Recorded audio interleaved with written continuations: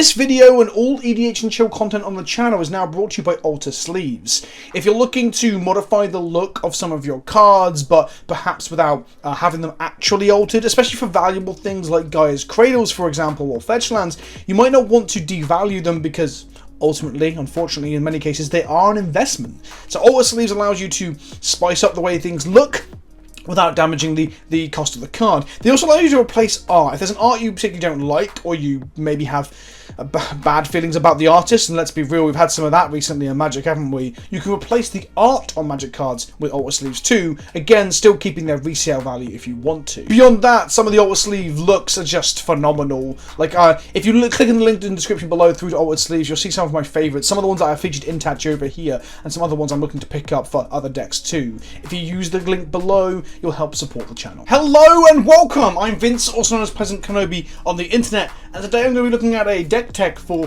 Tatyova, the Benthic Druid, a card that I have been in love with since its release in Dominaria, a card that my camera will not focus on, and I'm focusing it into camera here, but it's in Russian, so you might struggle to read the Russian Tatyova the Benthic Druid. Tatyova the Benthic Druid is a 5-mana 3/3 Merfolk Druid.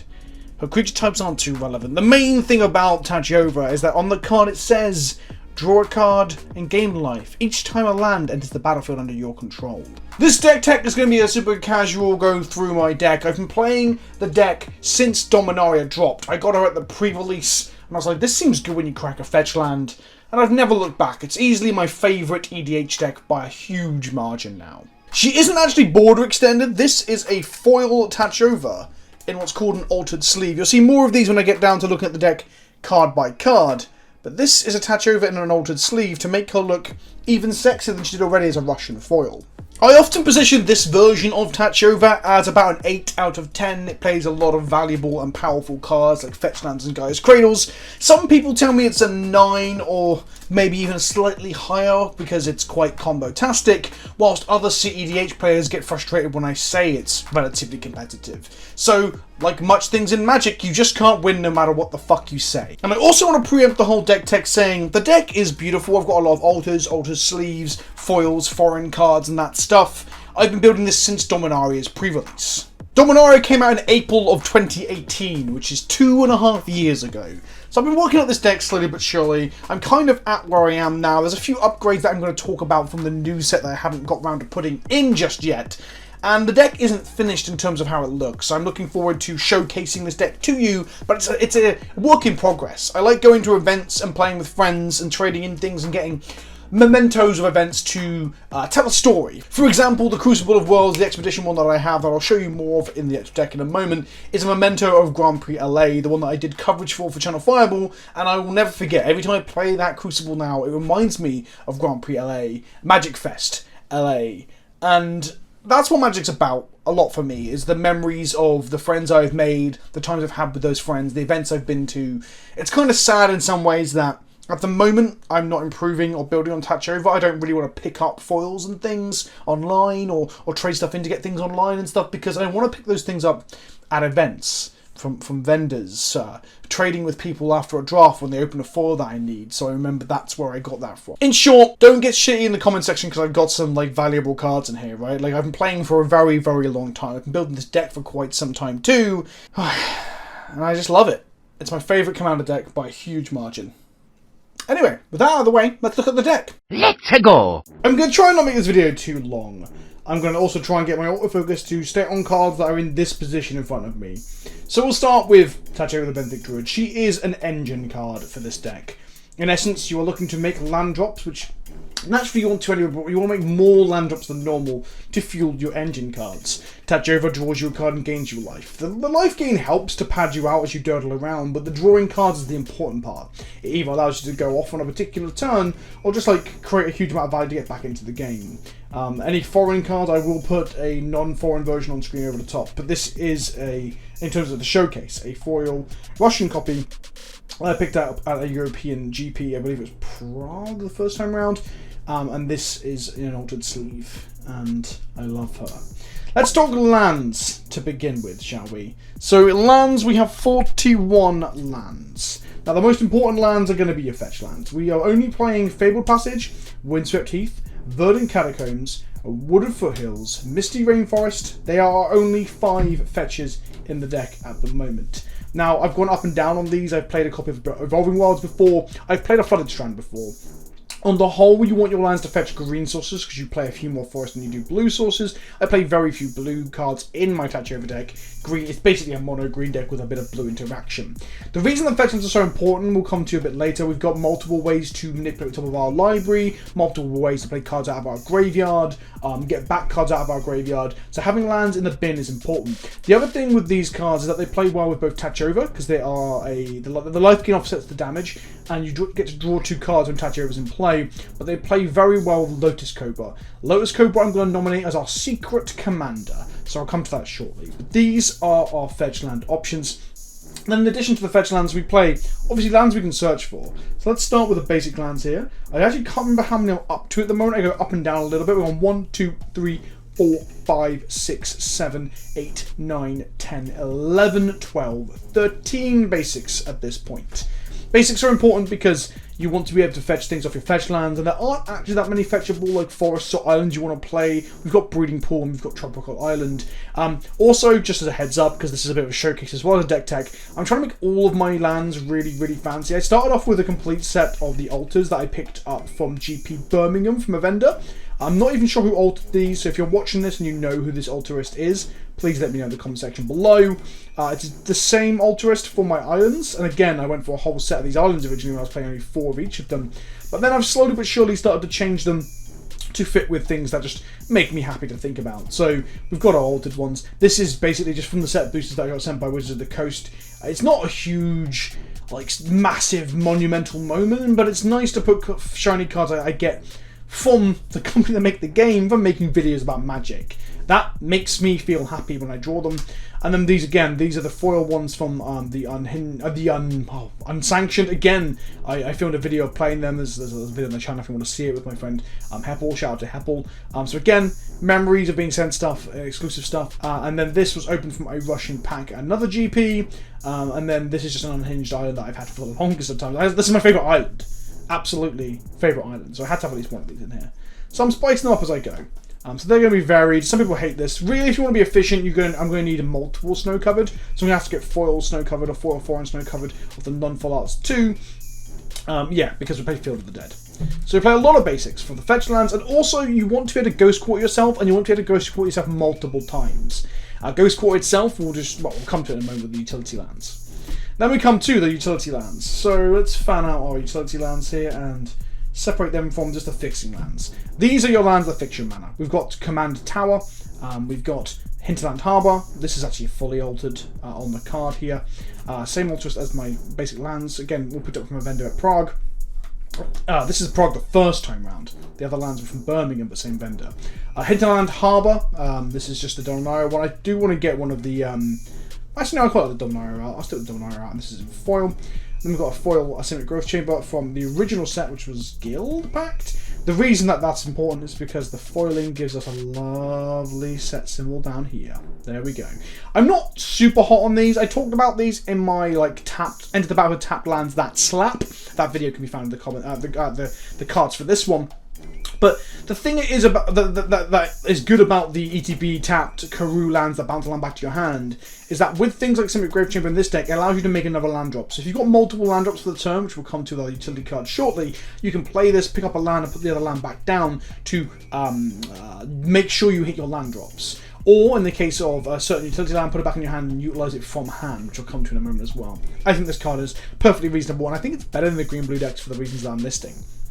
So we have Simic Growth Chamber, we have Hinterland Harbour, we have Command Tower, we have Lotus Field, because putting the cards in your graveyard is not a downside in this deck. Obviously, graveyard interaction exists, and more people should play more graveyard interaction. I think that Rip and Ground Seal and Bajuga Bog are all main deckable cards in Commander if you're not playing with your own graveyard especially.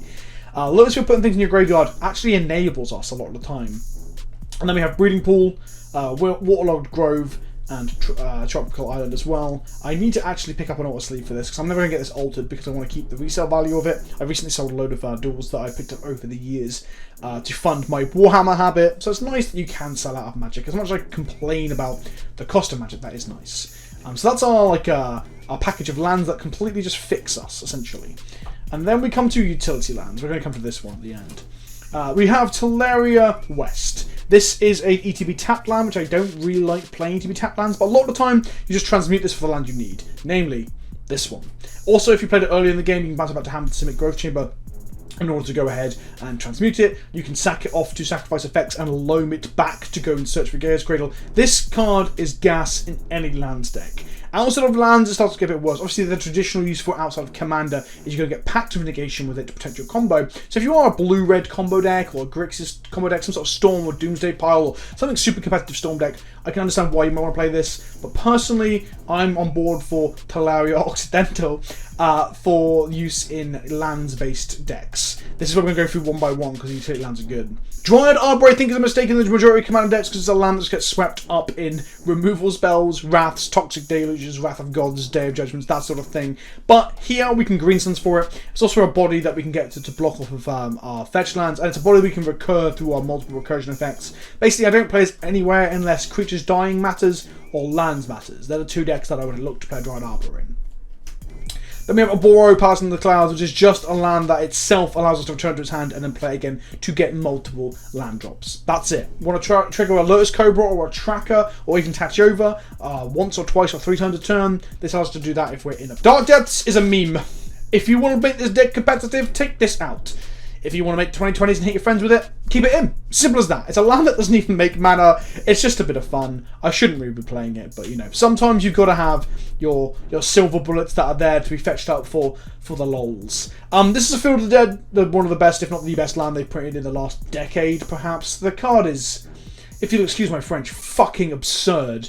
Every time a uniquely named land enters the battlefield and you've got 7 or more lands, make a 2/2 black zombie. That's right, Tatyova can win by just making like 50 2/2 black zombies with some of the combos like Scapeshift and stuff that we'll come to shortly. Cryptic Caves is basically a colourless variant of the other utility land that we put in the fixing slot, which was Waterlogged Grove. So, yep, you can't activate it early on, but late game you can, and putting lands in our graveyard is good, and drawing cards is good. So Cryptic Caves is just another copy of this. It's redundancy for that. Dust Bowl is a bit of a meme. If I was trying to make this deck better, to compete at some table, I probably would cut Dust Bowl. It's just there to upset people like Toma and other friends that don't like their lands being blown up. This one's also quite beaten up because I've had it for a very, very long time. So it's got a soft spot in my heart. Wasteland, one of my favourite Magic cards of all time. I think most Commander decks should play this. It's self-explanatory, right? But in case you don't know, destroy target non-basic land allows you to over and over and over blow up a land with recursion effects, so you can start to strip people of mana. But more importantly, it's for hitting those utility lands. It's for hitting the Cabal Coffers, the Gaia's Cradles, the Volrath Strongholds, the stuff that's going to cause you problems throughout the game. Wasteland deals with them. And then Strip Mine is the strictly better one. I guess nothing strictly better in a world where Mindslaver exists. But Strip Mine allows you to strip mine other people's lands out of the game as well, but even basics. So this deck can hit multiple land drops in a turn, so sometimes in the late game, when you're setting up the combo off, you need to take one of your opponents out of the game, and the game's been reset with the Board Wrath. Sometimes you play a multiple land drop spell, like Exploration, and then you just double strip mine out of the bin with a Crucible to take some off mana and really put them behind so you can win. It's a bit cutthroat. I know land destruction's frowned upon. I don't give a fuck. I do it anyway. We've got Arch Oraska, a card that I'm still not sure whether I like, but having the ability to just randomly draw a card late in the game, especially in combination with Seedborn Muse, where you draw in everybody's turns, Seedborn Muse being basically a win con in this deck, which I'll come to shortly. I think this card is worth it. Reliquary Tower, I don't leave home in any deck, like green or blue, basically, because I'm going to draw so many cards. I play like 11 or 12 colourless lands, as you might notice here. Field of Ruin performs a similar role of taking out utility lands, but it ramps the entire table, so it can be a political tool as well. And also, when it ramps the table, it ramps you, getting a base land out of your deck into play, triggers your Tatyovas, triggers your Titanias for destroying stuff, triggers your Lotus Cobras. Field of Ruin is very, very good. Thespian Stage is here to copy other people's utilities, copy other people's Gaia's Cradles if you haven't got your own, copy yours if yours is about to get strip mined, or combo Dark Depths. To make it 2020, because sometimes you just have to meme your friends. Homeward Path is another card that might be on the chopping block. Basically, I have the belief that an EDH deck is never finished, and it grows and progresses and changes as you, as a person, and your metagame changes. But this is good for getting your stuff back when it's been nicked. Ghost Quarter is an absolute all-star in this deck. We're coming to basically, this is probably the second best land after this one. I guess actually fetch lands before this. Ghost Quarter obviously is a utility bullet killing card as well. We can kill Cabal Coffers and Gaia's Cradles with it, but more often than not, you're going to play it and Ghost Quarter yourself to get a basic. Just get many triggers off of Lotus Cobra's, Trackers, and Tatyovas. It's great. And again, out of the graveyard, you can use it to start stripping people off of lands as well if they've run out of basics. And then, of course, everybody's favourite Magic card, or least favourite, depending on who you're asking and what side of the board you're on, Gaia's Cradle. Now, without this, the deck definitely drops down probably an entire point of power level, maybe even a bit further. Gaia's Cradle enables some absolutely absurd turns. I'm not saying you can't play Tatyova without Gaia's Cradle. There is a cheap budget alternative that I also play in addition. But don't forget, EDH isn't about playing the most efficient or the most like powered up strong deck. Sometimes you just don't have the cards, right? I don't own Cabal Coffers, for example. I'm not planning to pick one up anytime soon either. So in my black decks, whilst I should probably be playing Cabal Coffers and Urborg, I just don't. So don't feel bad about not playing. Cradle, if you've got one, or your friends allow you to proxy. Don't forget proxying is a thing in casual groups. It makes the deck just, it turns up to 11. Not 11 power level, but it makes all your combos, engines, and absurd turns even better. The best thing about Cradle is tapping it for a load of mana, sacking it off, and replaying it untapped to tap it again. I'll talk through that more as we look at the utility in the deck. Let's start with Ramp in the deck. We have Soul Ring, Mox Diamond, Lotus Cobra, Growing Words of Itamok, and Explore.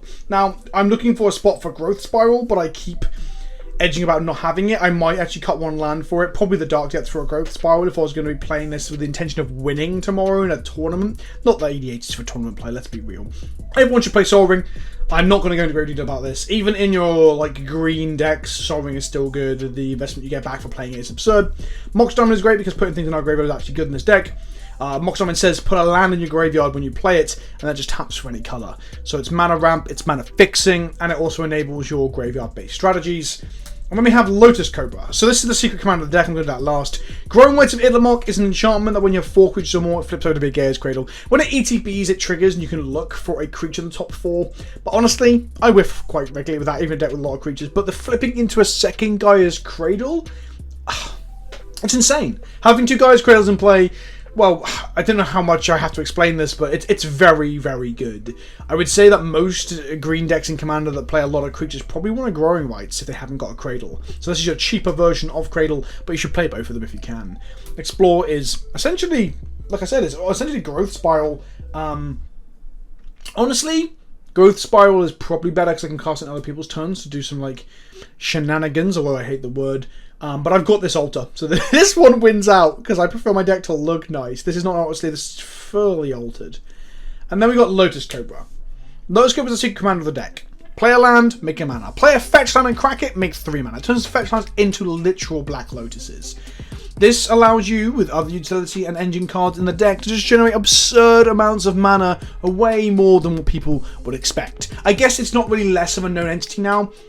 In some ways, everyone knows what Lotus Cobra does, or at least most enfranchised players do, but I feel like in Commander it kind of got forgotten over time, and people don't really play with it as much. Now it's back in Standard, I think people are keen to, or let's say keen, are knowledgeable of how good it can be, but here is basically the second best creature in the deck other than Tatyova. This is the thing that you'll be green sunning for, cording for, or getting with your Woodland Bellower. Then we have our other ramp cards, which is basically just multiple land drops. You have Oracle of Moldiah. You can look at the top card of your library, play every land, play an extra land per turn, which is fantastic. We have Exploration, which is a 1 mana enchantment, which is play an extra land per turn. Both of these are altered.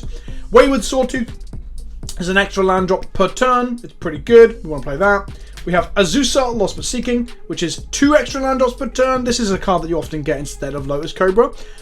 Yeah, this is actually an altered sleeve because Azusa was quite expensive when I was putting it into the deck, so I got an altered sleeve for it instead, which just makes the border look like in line with other similar cards there. I love it. This is my beloved Crucible of Worlds and my Ramming Up Excavator, 2 of my favourite cards in all of Magic. These aren't extra land drops, but they allow you to replay fetches out of the bin, replay utility lands out of the bin. They allow you to do some really crazy stuff by sacrificing lands and bring them back from the bin as well. If you have multiple land drops, you can triple strip mine people. They're insane. Hitting land drops and replaying lands is insane, and these cards are really good in this fucking deck. If I was making any changes again, because everything's an evolution, this should probably be a Dryad of the Elysian Groves at this point to fix my mana and be a better blocker early. To be honest, I probably will just find a slot for Druid Listing Growth eventually anyway, but I just haven't got around to putting it. Then we have the bit that most people don't play enough of, but I definitely don't. Interaction. Our interaction comes in the form of Scavenging Ooze to help hate out graveyard decks, so we go searching for it with our tutors, which I'll come to in a moment. We then have Glen Elendra Archmage. This card is to protect us on our combo turns. It stops counter magic. You can do it twice. Obviously, the deck has ways to recur it with Eternal Witness as well if you need to do it more times. Glenendra Archmage is just a very good card that we can shoot with some of our tutors and protects our combo turns. It's as simple as that. Then we have Capsize. Now, that one I'm going to leave to the end. Beast Within. Simple, straightforward, deal with some stuff, make a 3/3, and sometimes you might want to just blow up your own land to make a blocker. But on the whole, kills Planeswalkers, kills lands, kills creatures. Beast Within is great. Swan Song is a 1 mana counterspell that people don't often see coming. People think about Force of Will, they think about Force of Negation, they think about the free counterspells, but no one expects you to turn their counterspell into a bird. Swan Song, again, just helps you to protect you on the combo turns. And then Capsize. Capsize is one of my favourite Magic cards of all time. It's probably not the best card to play in this slot, but I don't give a fuck. It is 6 mana, bounce a thing, put the Capsize back in your hand. With an abundance of mana that this deck makes, and then a Seedborn Muse, you can bounce or double bounce returning this to your hand every player's turn, which basically turns Seedborn Muse into an oppressive lock piece in combination with this. It's a bit more of a convoluted combo. It can upset some people, but sometimes when people see it for the first time, they think it is fucking awesome, and it's a fun time seeing people realise that they're about to get locked out by like double Capsizes every turn. I love it. It's just really, really good utility. Then we have our card draw engines and our tutors. Motherfucker. Finale of Devastation allows us to drop a creature, and it also doubles up as a win con, because if we have abundance of mana, we can turn all our bodies into +X+X's, in this case, 10, 20, 30, and just murder somebody. It's a win con and a tutor. Crop Rotation allows us to go and get the lands that we need, like, I don't know, Gaia's Cradle. It's probably the best tutor in the deck. Worldly Tutor does a similar thing for getting us the right creature. We do it in people's end stats, put it on top of our library, set for the next turn. Again, Lotus Cobra is your normal grab, Azusa, or a win condition like Craterhoof. Woodland Bellower is a 6/5 creature that we can tutor for that also brings another body with it. This can't get Azusa. I might have actually misspoke earlier and said Azusa because it can't get legendary creatures. It has to get non-legendary. But it can go get utility bullets, it can go get Risen Reefs for engines, it can get Scavenging Ooze to interact with, or it can get, yep, that's right, an extra land drop with Wayward Sawtooth, or, of course, a Lotus Cobra if you just want to win. Kodama's Reach is actually ramp, and I put it in the wrong slot, so that's some more ramp there. Green Sun Zenith is just a card that gets us all our creatures in our deck. We only play like 1 blue creature in Glenelendra Archmage, so it's just a good creature tutor. Natural Order, sack a body, go get another body out of our deck. That can be a engine card that we need to start going off, like Risen Reef or Lotus Cobra, or it can be a win con like Craterhoof. Chord of Calling is a Convoke spell that searches for a creature of X or less. We have enough mana to make the X what we need it to be normally, or we can Convoke with the abundance of bodies that we make off of Field of Dead and similar token outlets, and it allows us to get either, again, utility or win cons. Harrow's Ramp, I put in the wrong slot again. Rise of the Realms Ungiven? It's Gifts Ungiven, but for lands.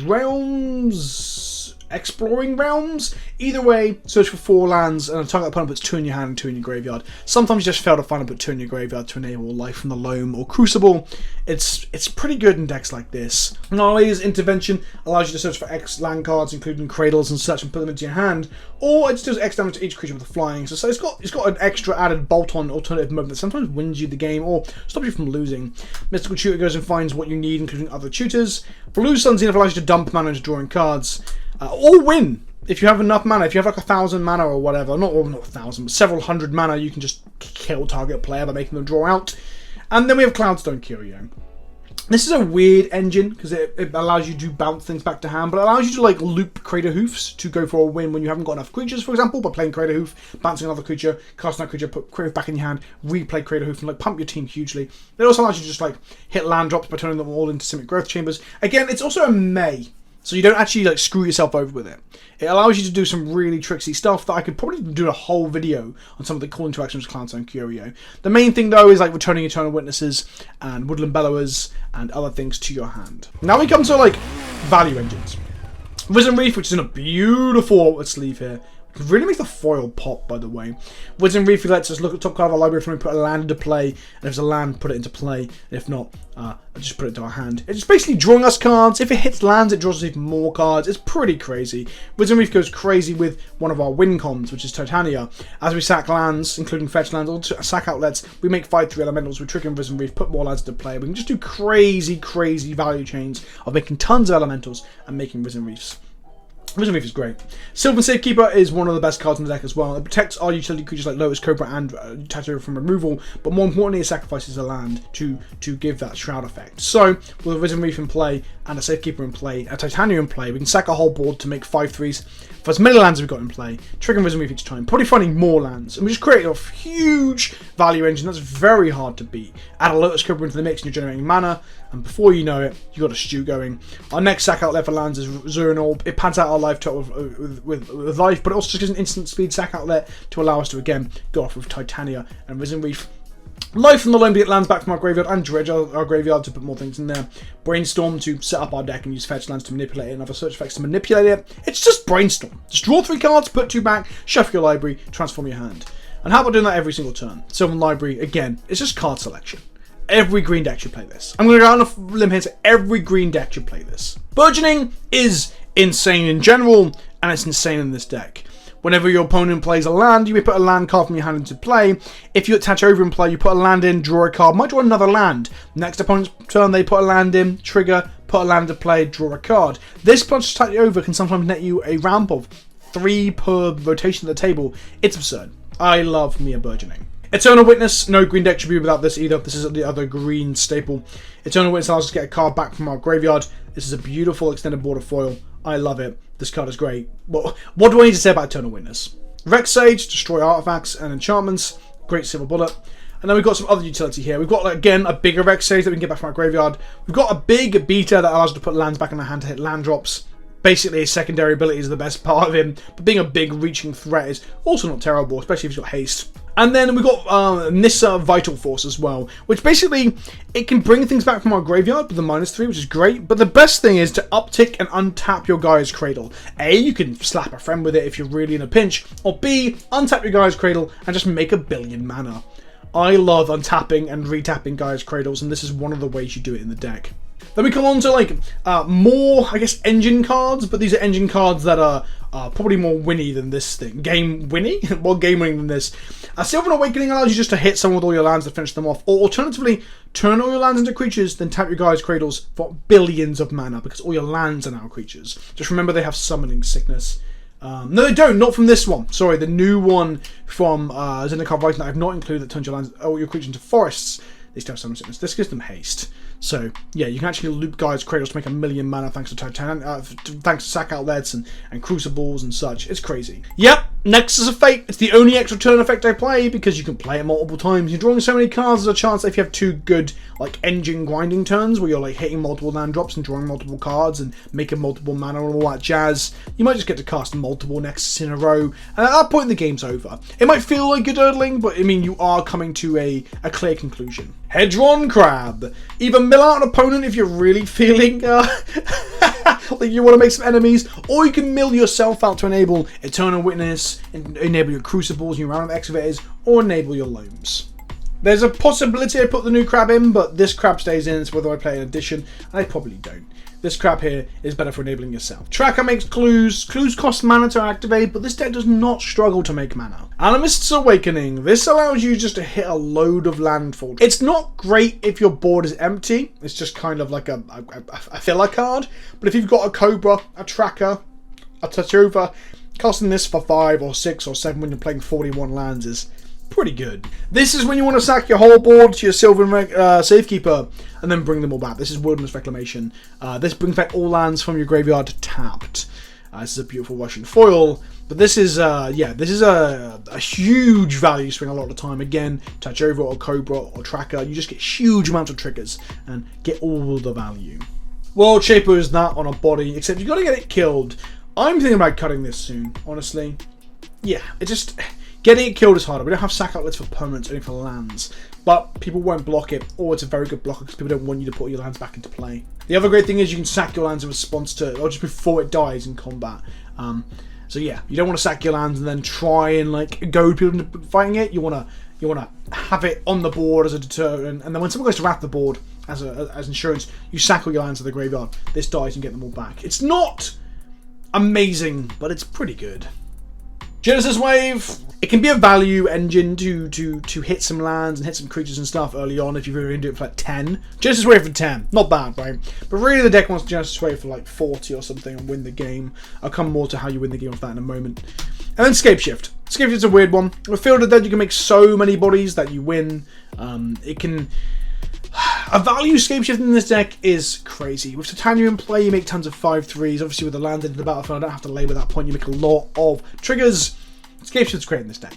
It's so good. We can't Valakut kill people, but often you don't need to. And then finally, we come to the win conditions. Now, I talked about Titania. As you can see, all the sacrificing of lands and replaying lands and sacking lands makes her insane because she just makes lots of bodies. She also brings back a land, so you can activate Gaia's Cradle before she comes down, play her.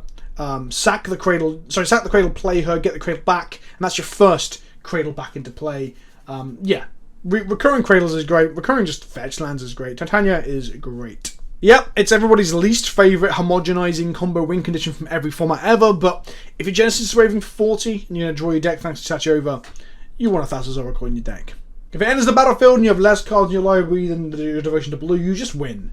And that's quite easy to do in this deck. Seaborn Muse is not a win condition on its own. If you just slam a Seaborn Muse for 5 mana and have nothing to follow up with, you will not win the game. You'll probably become arch enemy. But with a Capsize in hand, you are ruining everyone's day. With a Arch Oraska, you're drawing tons of cards. With a Court of Calling, you're calling for the thing that you want to use the Seaborn Muse with, and so on and so on and so on. Seaborn Muse does a hell of a lot for allowing you to untap on other people's turns and utilize your mana. Yeah, it's really, really good. My favorite thing is like untapping Blue Sun Zenithing for like 15 in the first player's turn, and then having a ton of stuff like Capsizing you had afterwards to really mess with people in the next player's turn. Jace, Wielder of Mysteries is just Thassa's Oracle number 2.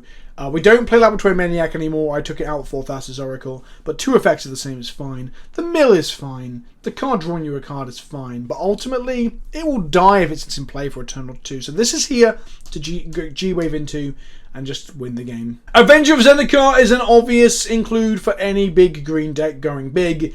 Also, landfall triggers are pretty good to do in this deck as well. You can just make a huge board thanks to this big boy and sort of grind people out with plant tokens or present a threat that people have to deal with or lose.